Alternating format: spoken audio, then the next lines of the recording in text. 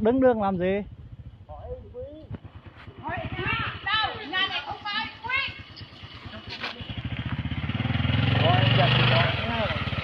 Đây mấy thằng cũng ăn say rồi này, mấy anh cũng ăn say rồi. Giờ đến nhà dân để quay rối nè. Này. Hỏi thăm thôi làm gì mà quấy rối cái gì? Say rồi. Đó. Nhậu xong là bắt đầu đi hỏi người dân nè. Thôi hỏi cái rồi đi thôi, không có vào nhà.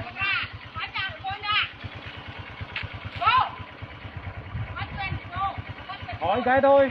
Bắt sai phạm anh ngạch nhỉ? Bắt sai phạm ngạch nhỉ?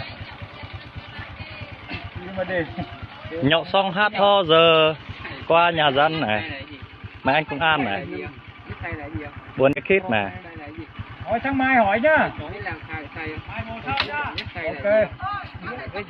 Ai biết, mấy ông uống mà không biết chứ. Đây. Chụp. Để làm gì á? Chụp luôn. Gì á? Chụp luôn. Chụp chứ có gì đâu mà. Chụp luôn, cái hỏi gì chụp luôn. Hỏi đâu mà.